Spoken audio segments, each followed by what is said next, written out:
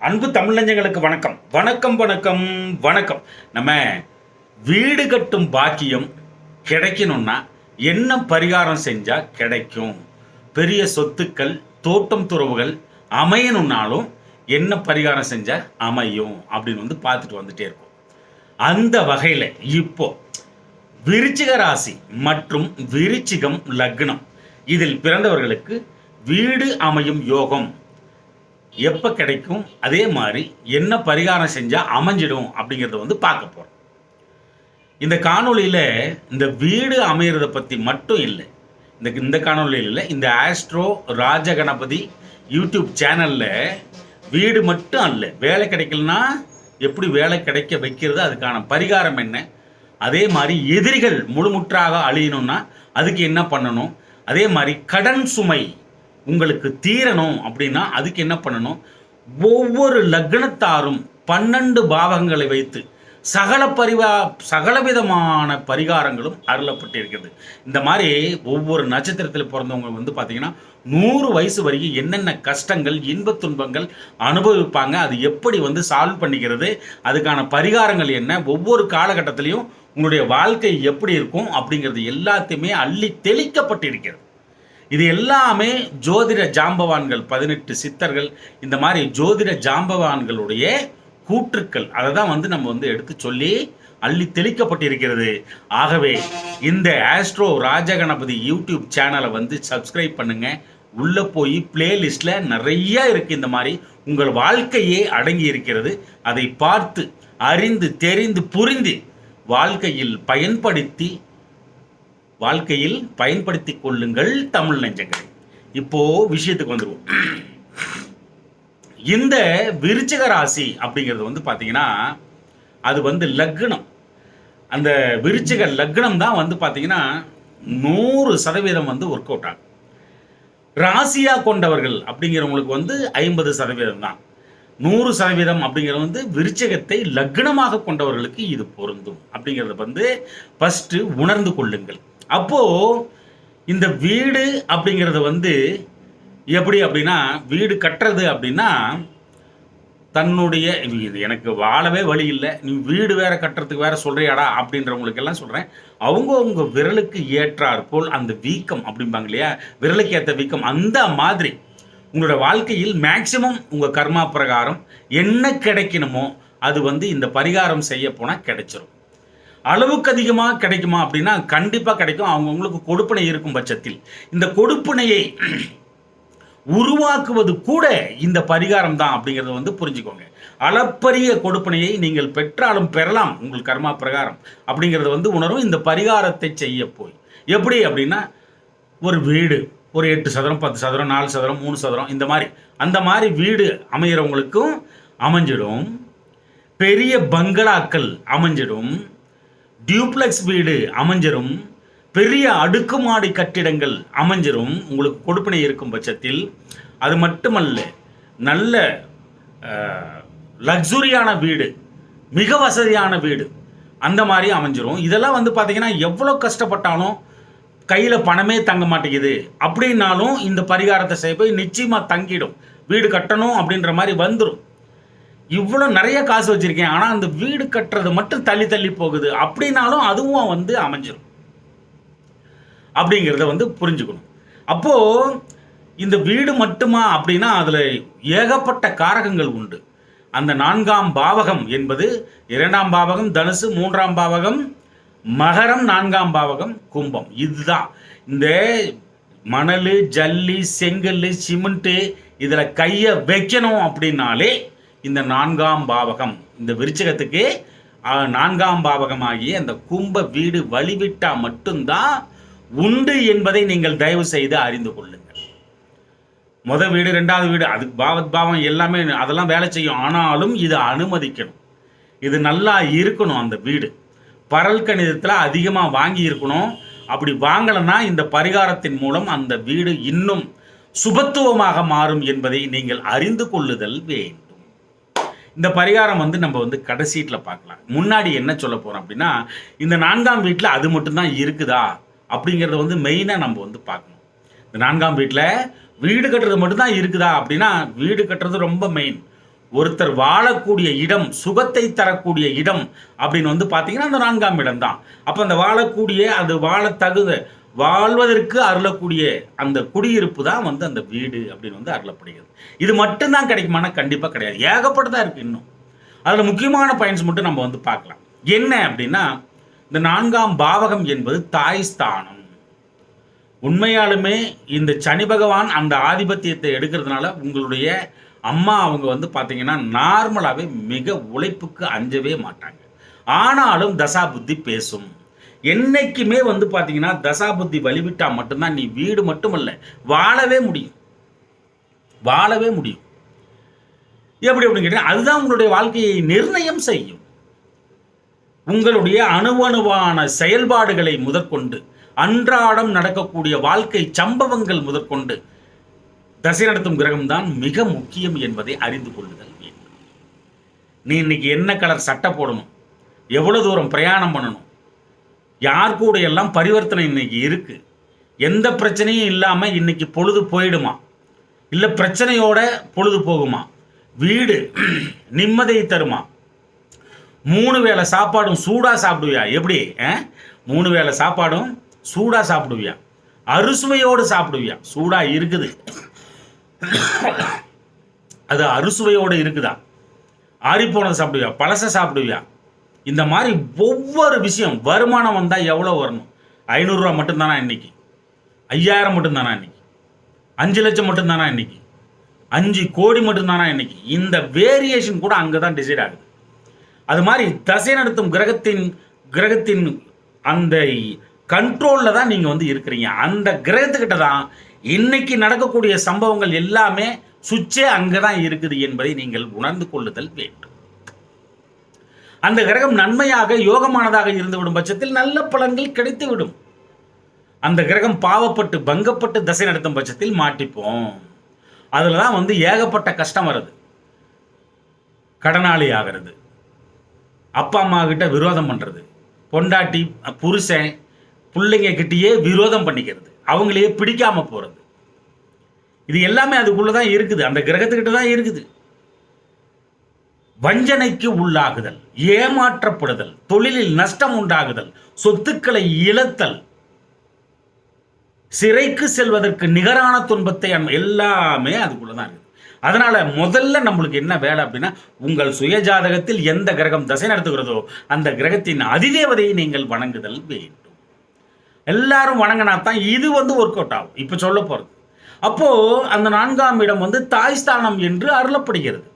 அப்போ சனி பகவான் வீடு அப்படிங்கிறதுனால மிக மகத்துவம் வாய்ந்தது அந்த வீடு. சனி பகவானுக்கு இருக்கிறதுலே ரொம்ப பிடிச்ச வீடு அப்படின்னா அந்த கும்பமாகிய மூலத்திரிகோணமாகிய அந்த வீடு தான். அப்போ அந்த சனி பகவான் உழைப்புக்கு அஞ்சாதவர். உங்க அம்மா வந்து அப்படிதான் இருப்பாங்க. ஆனா தசை நடத்துற கிரகம் சரியில்லைன்னா அதுல வந்து மிஸ்டேக் வரும். அந்த விடாப்பிடித்தன்மை, பிடிவாதம், மிகச்சிறந்த ஆளுமை, உழைப்புக்கு அஞ்சாமை, இதுல எல்லாத்துலேயுமே வந்து தசை நடத்த கிரகம் சரியில்லைன்னா குறை காமிக்கும். ஆனாலும் நல்ல தசா காலங்கள் வந்துச்சுன்னா இந்த மாதிரி ஒரு அம்மா என்னைக்குதான் நம்மளுக்கு எந்த ஜென்மத்துக்கும் கிடைக்க மாட்டாங்க. அப்படிதான் திங்க் பண்ண வைக்கும் என்பதை நீங்கள் உணர்ந்து கொள்ளுதல் வேண்டும். அந்த இடம் 4ஆம் இடம் தாய் ஸ்தானம், ஆகச்சிறந்த பாசஸ்தானம். அந்த இடம் பாசமிக்க ஸ்தானம், அன்பு ஸ்தானம். தாய் பாசத்தை விட வேற எதுவுமே முக்கியம் இல்லை. அப்போ நீங்க இந்த பரிகாரம் நம்ம கடைசியில் சொல்ல போற முறைங்களா, அந்த பரிகாரத்தை நீங்க செய்யும் பட்சத்தில் முதல்ல உங்க அம்மாவுக்கு இருக்கக்கூடிய சிக்கல் விலகும், அவரை பிடித்த பீடைகள் விலகும், அவரை பிடித்த நோய் நொடிகள் வந்து விட்டு அகலும். ரொம்ப தெம்பா மாறுவாங்க. பேசும் பொழுதே அந்த குரல் வந்து உயர்ந்து பேசுவாங்க. நீங்க பரிகாரம் பண்ண பண்ண பண்ண பண்ண அந்த அளவுக்கு வந்து அது முதல்ல அது வந்து தூக்கும். இது மட்டும் தானடா அந்த இடம் அப்படின்னா, அந்த 4ஆம் இடத்துல ஆகச்சிறந்த கல்வி ஸ்தானம் அந்த இடம். அதாவது +2 வரைக்கும் 2ஆம் இடம் வேலை செய்யும். +2 முடிச்சு அடுத்த செகண்ட் வந்து பார்த்தீங்கன்னா உயர்கல்விக்கு மாறும் பொழுது, இளங்கலை பட்டத்துக்கு மாறும் பொழுது, இளங்கலை படிக்கும் அந்த தருணம் வந்து கரெக்டாக அந்த 4ஆம் இடம் ஆதிபத்தியம் வந்து எடுத்துக்கும். அதனுடைய பொறுப்பு அது வந்து. அப்போது உயர்கல்வி +2 முடித்த உடனே ஒரு பேச்சுலர்ஸ் டிகிரிக்கு நீங்கள் முன்னேறீங்க அப்படின்னா இந்த வீடு சுபத்துவமாக இருந்து விடும் பட்சத்தில் ஆகச்சிறந்த உயர்கல்வியை கொடுத்து விடும். மாஸ்டர் டிகிரியெல்லாம் வேற, 9, 10, 11 கையில் வச்சிருக்குது. 11 எம்டி வரைக்கும் போவோம். பிஹெச்டி, எம்டி அதெல்லாம் வேற லெவலு. இந்த 9, 10, 11 அருமையாக வேலை செய்யும். 4, 5 என்று சில பேர் 5ஆம் இடம் கூட சொல்லுவாங்க. பட் வந்து இங்கே தான் இருக்குது வித்தைத்தனமே, இங்கே தான் ஸ்டார்ட் ஆகுது ஒருத்தனுக்கு. அப்போ ஆகச்சிறந்த உயர்கல்வியை கொடுத்து விடும். இந்த பரிகாரம் கடைசியில் பார்க்க போறோம் இல்லையா, அந்த பரிகாரத்தை பண்ண உயர்கல்வியை கொடுத்து விடும். அது மட்டுமல்ல, அந்த இடம் உங்களுடைய வித்தைத்தனம், சமயோஜித புத்திஸ்தானம் 5ஆம் இடம் பாங்க. அங்கே ஸ்டார்ட் ஆகிறது அங்கே தான். எங்கே? 4ஆம் இடத்துல தான் ஸ்டார்ட் ஆகும். ஏன்னா 4ஆம் இடம் கர்ப்பதானம், 5ஆம் இடம் குழந்தை. அப்படிங்கிற பட்சத்தில் இந்த இடம் வந்து ஆக்டிவேட் ஆனால் தான் அதுவும் வந்து ஒர்க் ஆகும். எப்படா 5ஆம் இடத்துக்கு 12ஆம் இடம் வருது? இதெல்லாம் எப்படா ஒரு மனிதனுக்கு, ஒரு ஆத்மாவுக்கு, ஒரு ஜாதகனுக்கு 12 பாவகமும் வலுவிழக்காமல் பரல் கணிதத்தில் அளவுக்கு அதிகமாக பரல் பெற்றிருக்கும் பட்சத்தில் தான் அவனுடைய வாழ்க்கை எந்த சூழ்நிலையிலும் கீழே இறங்காது. எது ரொம்ப மோசமாக இருக்கோ அதை தூக்கி நிறுத்தினாலே அவன் வாழ்க்கை வந்து சிறந்து விடும். எப்படி பார்த்தாலும் எந்த பாவகம் வீக்காக இருக்கோ அந்த பாவகாதிபதியின் தசையோ புத்தியோ அந்தரமோ பிரணவமோ சூட்சமோ ஏதோ ஒன்று வந்துக்கிட்டு தான் இருக்க போகுது. அப்போது தசை நடத்தும் கிரகத்தின் அதிதேவதையை வணங்கி கொண்டே அந்த எந்த பாவகம் வீக்காக இருக்கோ அந்த பாவகத்தின் அந்த காரகங்களை எடுத்து நீங்கள் வந்து பரிகாரமாக செய்யும் பொழுது வேற லெவல் முன்னேற்றம் நிச்சயமாக உண்டு என்பதை நீங்கள் அறிந்து கொள்ளுதல் வேண்டும். அப்போ அந்த இடம் வந்து உயர்கல்வி, உங்களுடைய வித்தைத்தனம், சமயோஜித புத்தி, சுகஸ்தானம் என்றும் அருளப்படுகிறது. அப்போ ஒருத்தன் சுகவாசியா இருக்கிறான், எதை பத்தியுமே கவலைப்பட மாட்டேங்கிறானா, வர்றான் அவன் பாட்டுக்கு ஜாலியா இருக்கிறான். இங்கே எவ்வளவு பிரச்சனை இருக்குது, அங்கே எவ்வளவு பிரச்சனை இருக்குது, எதை பத்தியுமே கவலை, அவன் பாட்டுக்கு நல்லா படுத்து தூங்குறான், எந்திரிக்கிறான், போறான். அவன் அனுபவிக்காது எதுவுமே இல்லடா, எல்லாத்தையும் அனுபவிக்கிறான். ஆனா மற்றவங்களை பத்தி எவனுமே அவன் தான் சுகவாசி. அந்த மாதிரி சுகஸ்தானம், அந்த இடம் வந்து சுகஸ்தானம். கட்டில் சுகம் அந்த இடத்துல இருக்கு, தலையணை சுகம் அந்த இடத்துல இருக்கு, சுகவாசி அப்படிங்கிறதுனாலேயே இதெல்லாம் அதுல வந்து சேரும் அப்படிங்கிறது வந்து உணர்ந்து கொள்ளுதல் வேண்டும். அப்போ அந்த 4ஆம் இடம் இதை மட்டும் தான் குறிக்கிறதா அப்படின்னா அது மட்டுமல்ல. உங்களுடைய ஆடை ஆபரணங்கள் அதாவது வெள்ளி, தங்கம் இது எல்லாத்தையுமே குறிக்கக்கூடிய இடம் வந்து அதுதான் ஆடைகள், அலங்கார பொருட்கள், இது எல்லாத்தையும் குறிக்கும். 2ஆம் இடம், 3ஆம் இடம், 4ஆம் இடம், இது வரிசையா இது வந்து சொல்லிக்கிட்டே தான் இருக்கும். 5ஆம் இடத்துக்கு மாறும் பொழுது தான் அது வந்து வேற லெவலுக்கு மாறும். அப்படிங்கிற பட்சத்தில் ஆடை ஆபரண சேர்க்கைகள் இதனால வந்து உங்களுக்கு இந்த பரிகாரம் பண்ண போய் வந்து சேர்க்கை வந்து அதிகமாகும். அசையா சொத்துக்கள் அதிகரிக்கும். அசையும் சொத்துக்கள்லாம் உங்களுக்கு தெரியும், வெள்ளி, தங்கம் இதெல்லாமே அசையும் சொத்துக்கள் வந்து சேர்ந்துருமா. கால்நடைகள் எல்லாமே இது வந்து அசையும் சொத்துக்கள்ல வந்து சேர்ந்துருமா. அசையா சொத்துக்கள், பூமி பாக்கியம் வந்து இந்த இடத்துல தான் இருக்குது. இது நிறைய காரணிகள் வந்து டிசைட் பண்ணும். சனி பகவான் எங்க போய் உட்கார்ந்துருக்கிறாரு, அந்த 4ஆம் வீட்டை யாரு பார்க்குறாங்க, சனி பகவானோட யாரெல்லாம் சேர்ந்துருக்கிறாங்க, இது எல்லாமே வந்து டிசைட் பண்ணும். ஆனால் பட் இந்த 4ஆம் இடம் வழி விட்டாதான் சொத்து அப்படின்னு வாயிலே சொல்ல முடியும் அப்படிங்கிறத புரிஞ்சுக்கணும். அப்போ பெரிய சொத்துக்கள், தோட்டம் துறவுகள், விவசாய நிலங்கள், காலி மனைகள் இது எல்லாமே இதுக்குள்ள வச்சிருக்கு, எல்லாமே கிடைச்சிரும். நஷ்டமாகி கொண்டிருந்த விவசாயம் மிகப்பெரிய லாபத்தை நோக்கி திரும்பும். ஆடு மாடு கன்றுகாலி மித்திரங்களால் சிறப்பு உண்டாகும். இன்னும் சொல்ல போனா வந்து பாத்தீங்கன்னா அழகா மாடுப்பட்டி, ஆடுப்பட்டி, கோழி பண்ணை இதெல்லாம் வச்சு நடத்தினாங்கன்னா இது எல்லாமே வந்து உயரிய நிலைக்கு திரும்பும் மிக லாபத்துடன் என்பதை அறிஞ்சுக்கணும். நீங்க வந்து ஆடு மாடு கன்றுகாலி மித்திரங்கள், வீட்டு விலங்குகள், வீட்டின் அக்கம் பக்கத்தார்கள், இது எல்லாமே இந்த 4ஆம் இடத்துல தான் இருக்கு. இது எல்லாமே சுபத்துவமாக மாறும், மிகச்சிறந்த சிறப்பை தரும் என்பதை உணர்ந்து கொள்ளுதல் வேண்டும். இது மட்டும்தானடா அப்படின்னா பெரிய சொத்துக்கள், தோட்டம் துறவுகள், மாந்தோப்பு, தென்னந்தோப்பு, மிகச்சிறந்த விவசாயம், ஆழ்துளை கிணறு, நீர்கள், இந்த இந்த இந்த இடத்த சுபத்துவம் பண்ணால் தண்ணீர் தட்டுப்பாடே வராது. உங்களுக்கு தண்ணி தட்டுப்பாடுனா என்னன்னு கேட்பீங்க. எல்லாத்துக்கும் யூஸ் பண்ணுற அளவுக்கு கிடைச்சிரும் உங்களுக்கு.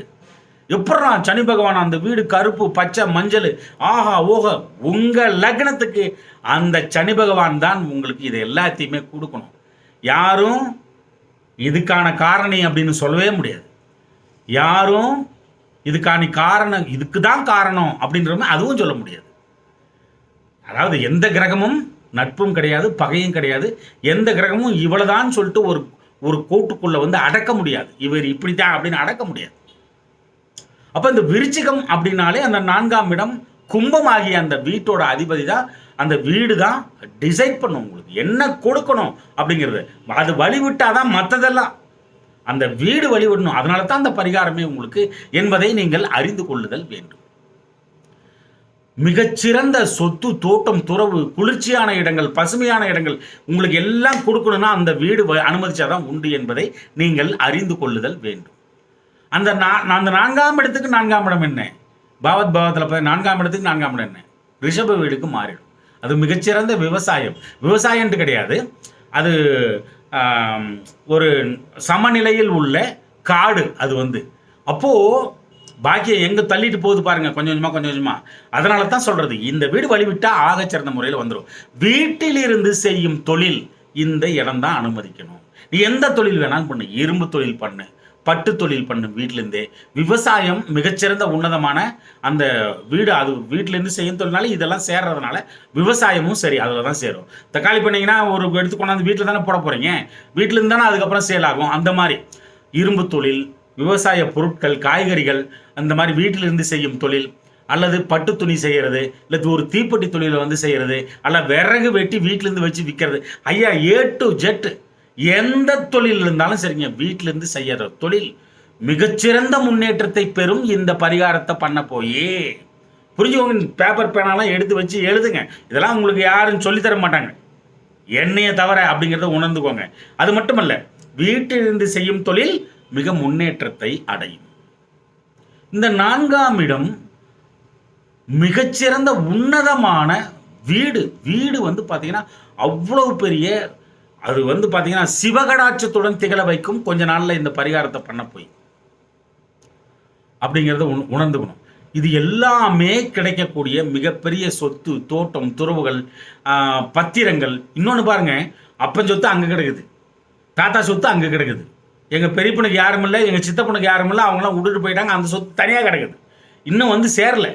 இல்லை பொண்டாட்டி சொத்து, கணவன் சொத்து, இது எல்லாமே அங்கங்கே பிரிஞ்சு கிடக்குது. அப்படின்னா இது எல்லாமே ஒன்று சேர்ந்து உங்களுக்கு கிடைக்கணும்னா இந்த பரிகாரத்தை பண்ணிங்கன்னா உங்கள் பேருக்கு பர்டிகுலராக மாறி போயிடும். இந்த சொத்தில் இருக்கக்கூடிய, உங்களுடைய சொத்தில் இருக்கக்கூடிய கோர்ட்டு கேஸு, வம்பு வழக்குகள் கூட இந்த பரிகாரம் பண்ண போய் தீர்ந்து உங்களுக்கான சொந்த சொத்தாக எல்லாமே மாறும் என்பதை நீங்கள் உணர்ந்து கொள்ளுதல் வேண்டும். இவ்வளவு விஷயங்களை கொடுக்குதுங்க, இவ்வளவு விஷயங்களை கொடுக்குது.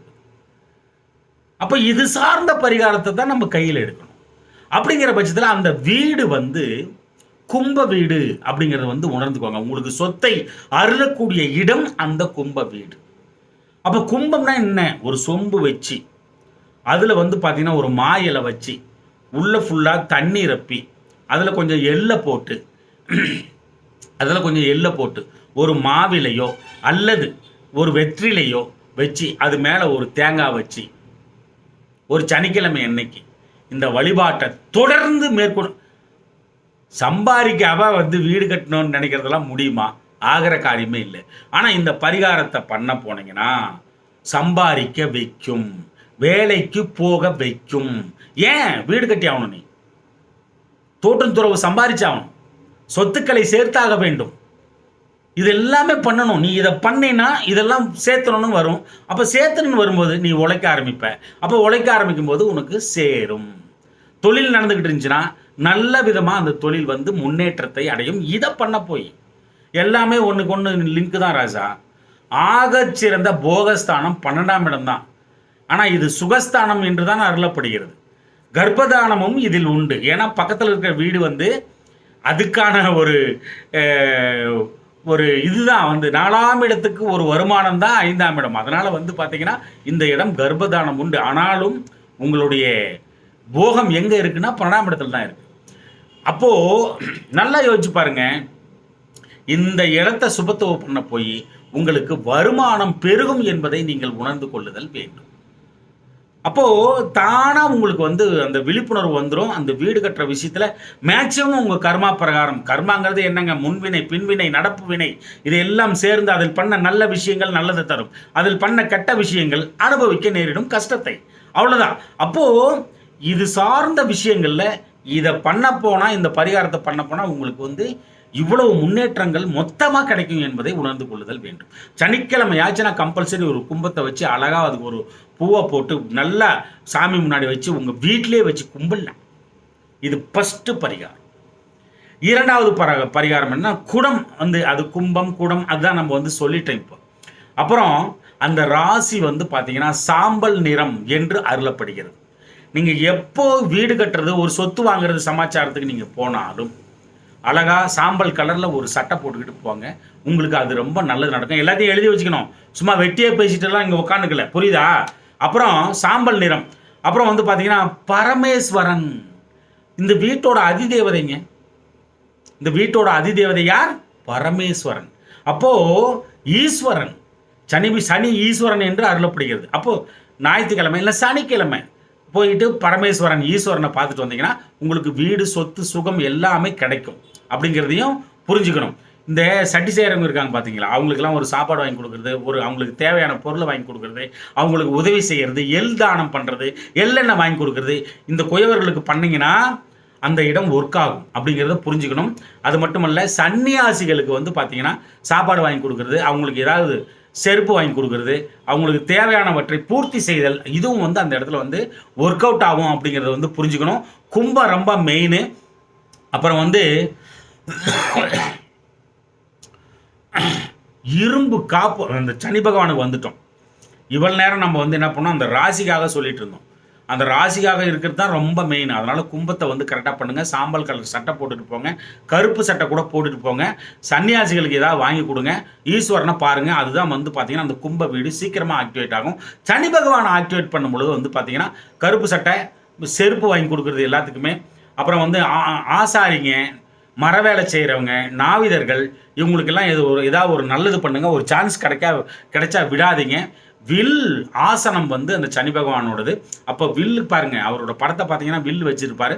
அப்போ வில் போன்ற அந்த படங்களை போட்டு வைத்துக் கொள்ளுதல், கும்பம் போன்ற படங்களை வந்து போட்டு வைத்துக் கொள்ளுதல், இதெல்லாம் நீங்கள் வந்து அடிக்கடி பார்வையில் படும்படி வைத்துக் கொள்ளும் பட்சத்தில் உங்களுக்கு ஆகச்சிறந்த நன்மைகள் உருவாகும். இப்பயே 22 நிமிஷம் ஆகிப்போச்சு.